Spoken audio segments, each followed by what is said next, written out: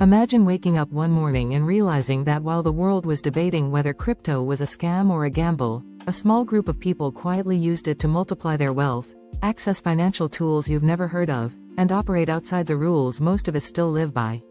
This video isn't about DeFi for beginners. This is about DeFi for the 1%. The strategies, the access, and the advantages that aren't advertised on Twitter threads or YouTube thumbnails. Decentralized finance, or DeFi, is often sold as a revolution for everyone. A system without banks, without middlemen, and without permission. And technically, that's true. Anyone can access it, but in practice, DeFi has quietly become a playground for those who already have capital, information, and timing on their side. The same way traditional finance favors insiders, DeFi has created its own elite class. To understand how DeFi became a tool for the wealthy, we first need to understand what DeFi really is beneath the hype. DeFi isn't just lending and borrowing crypto. It's an entire parallel financial system built on smart contracts. These contracts don't care who you are, but they deeply reward how much you bring to the table. Capital size, speed, and risk tolerance matter far more than ideology. The average user enters DeFi chasing yields that sound insane compared to banks. 10%, 20%, sometimes more. But the 1% isn't interested in headline yields. They're interested in leverage, composability, and asymmetry. They use DeFi like a toolkit, not a product. One of the biggest advantages the wealthy have in DeFi is early access. Private discords, Telegram groups, OTC deals, and direct relationships with protocol teams allow capital-heavy players to enter projects before the public even knows they exist. By the time a DeFi protocol is trending on social media, the 1% has already positioned themselves, farmed the incentives, and often exited partially or fully. Then there's scale. In DeFi, money makes money faster when you already have money. A retail user deposits a few $100s into a lending protocol and earns modest returns. A whale deposits millions and unlocks entirely different strategies. They borrow against assets at ultra-low effective rates, loop positions to increase exposure, and deploy capital across multiple protocols simultaneously. What looks risky to a small investor becomes statistically manageable at scale. Another hidden layer is governance. Many DeFi protocols are governed by token holders.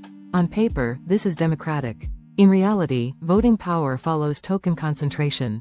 Large holders influence protocol upgrades, incentive structures, and even risk parameters. This means the rules of the system are often shaped by those with the most at stake, not those with the most users. Now let's talk about DeFi primitives that the 1% uses differently. Lending protocols are a great example. To most users, they're a way to earn interest. To elite players, they're balance sheet tools. Assets are deposited not to earn yield, but to unlock cheap liquidity. That liquidity is then deployed into higher risk, higher return strategies elsewhere. The original collateral stays productive while the borrowed capital hunts alpha. Liquidity provision is another area where wealth changes the game. Impermanent loss scares small investors, but large players hedge it. They use derivatives, options, and correlated asset strategies to neutralize downside while keeping fee income. Some even provide liquidity only during high-volume windows and pull out when conditions shift, something most retail users can't time or afford. Then there's yield farming, which the internet loves to simplify. For the 1%, farming isn't about chasing the highest APY. It's about extracting incentives efficiently and exiting before dilution. Early entry, massive allocation, rapid compounding, and disciplined exits turn short-lived farms into serious profits. By the time yields stabilize for the public, most of the value has already been captured. Risk is another dividing line. DeFi is dangerous. Smart contract exploits, oracle manipulation, and liquidity collapses happen regularly. Retail users often get wiped out because they go all in on single protocols. Wealthy players spread risk across dozens of positions. They assume some will fail. The goal isn't perfection, it's statistical dominance. Information asymmetry plays a massive role here. The 1% doesn't rely on YouTube videos or Twitter influencers for research. They read smart contracts, track on-chain data in real time, and pay for analytics tools that cost more than most people's portfolios. They monitor developer activity, treasury movements, and wallet behavior to anticipate changes before announcements are made. There's also the concept of regulatory arbitrage.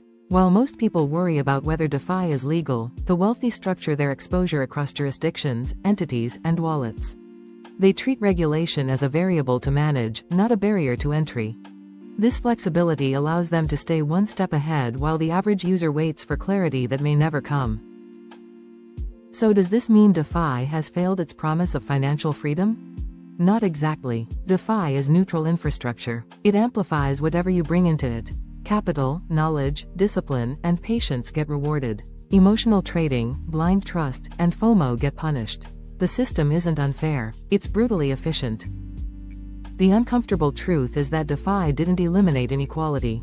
It reprogrammed it. Instead of bankers and institutions, we now have smart contracts and whales. The gatekeepers changed, but the advantage still flows to those who understand the system deeply and move before the crowd. But here's the important part. Studying how the 1% uses DeFi isn't about envy. It's about awareness. Once you see how capital actually moves in this ecosystem, you stop chasing hype and start thinking in systems.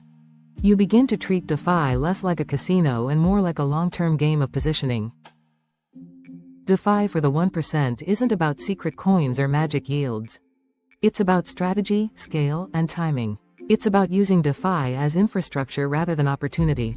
And the moment you understand that difference, you stop asking how much you can earn and start asking how the system itself creates winners.